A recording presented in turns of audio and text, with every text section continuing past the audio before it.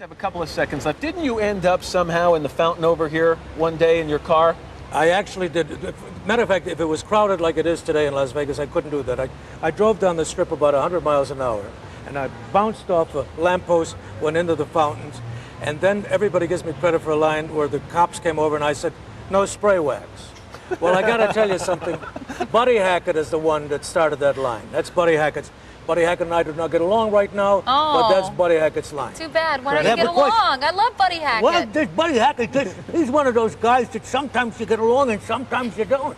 You're having an off period. But Buddy actually was the one, and the line was so great, I took the line. And I hear you say nowadays with the traffic that you would have sobered up by the time you... By the time I got out of the parking lot. Sure. Yeah. And we hope that you don't mind us using your name on the show all the time.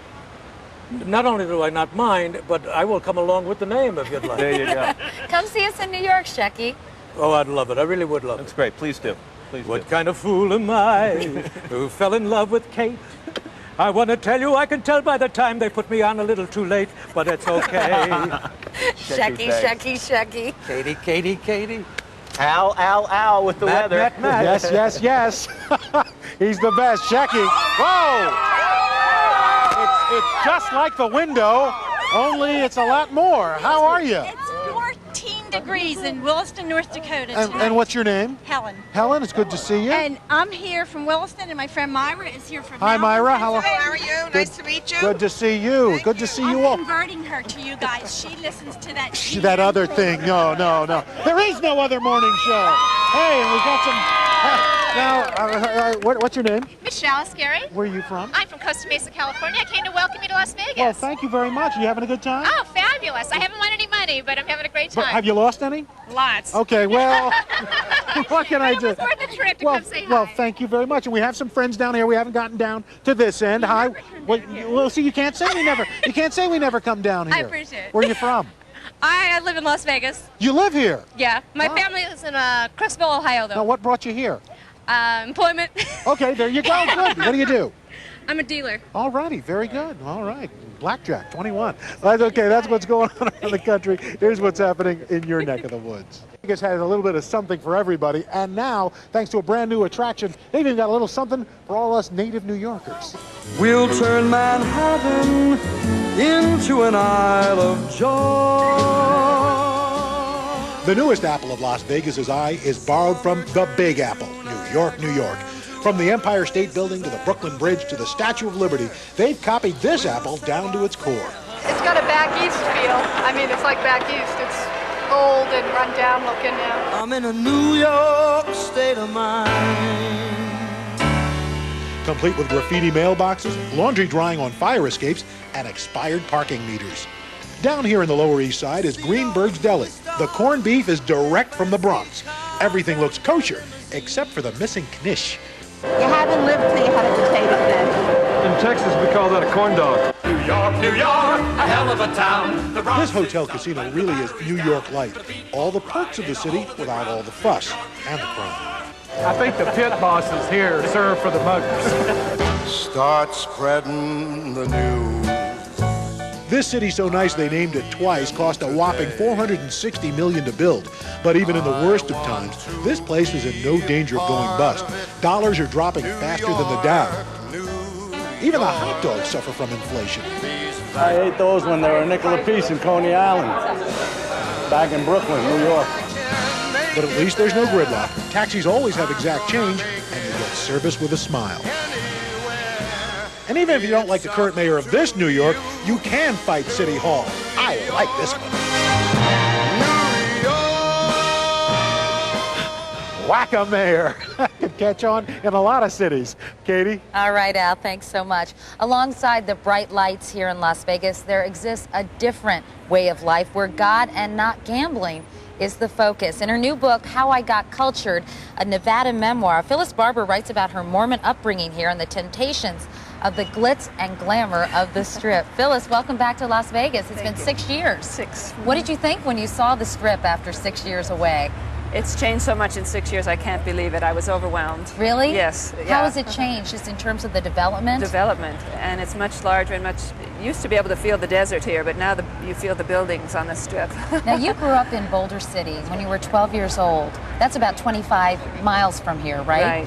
When you were 12 years old, your family decided to move to Las Vegas. Was it a bit of a culture shock? It was a huge culture shock because Boulder City is a government town that was built to build the Hoover Dam. And Las Vegas is a much different experience. That was like a Midwest town, and this was like coming to a Wild West town. A lot of people might be surprised how big the Mormon population is here. I guess the Church of Latter-day Saints estimates that something like 70,000 Mormons live in Las Vegas.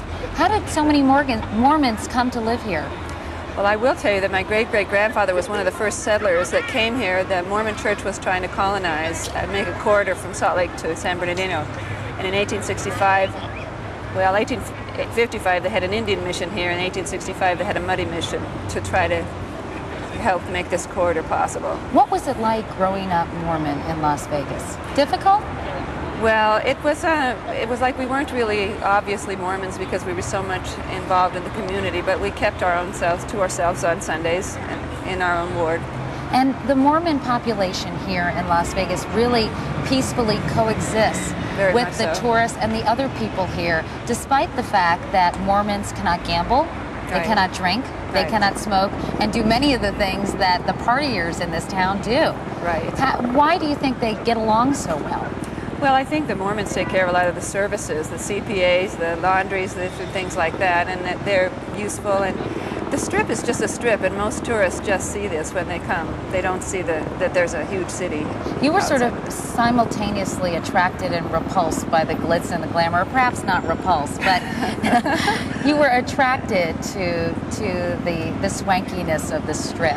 Tell me about that and how that was difficult in your family. Well, I mean, I love to dance, and I thought being a showgirl would be the best thing that could happen to anyone. And of course, my mother didn't think that was such a good idea, so I went off to college. But it was very appealing because their pictures were always in the paper, and there was a lot of attention given to the glamour. And you were part of the Rhythmettes, right? Right. We had a Las Vegas Rhythmettes in the high school.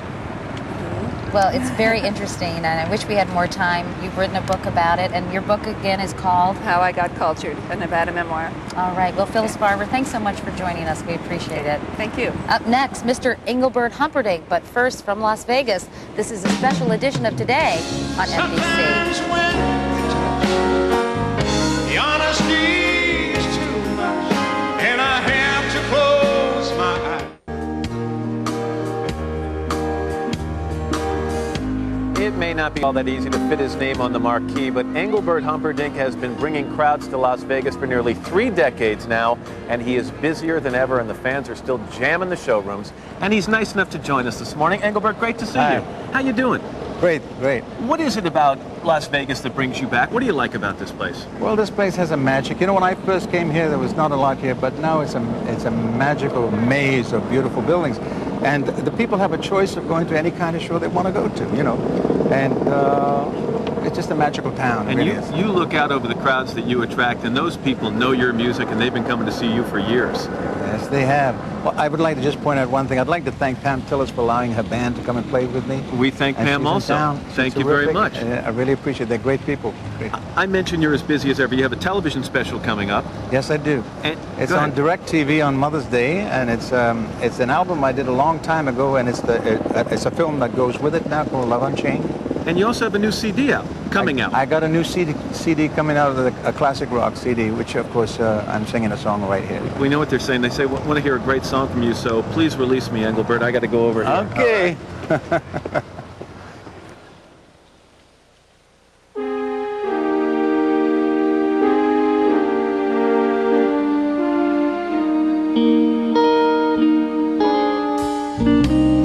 Please release me, let me go. For I don't love you anymore. To waste our lives would be a sin. Release me and let me love again.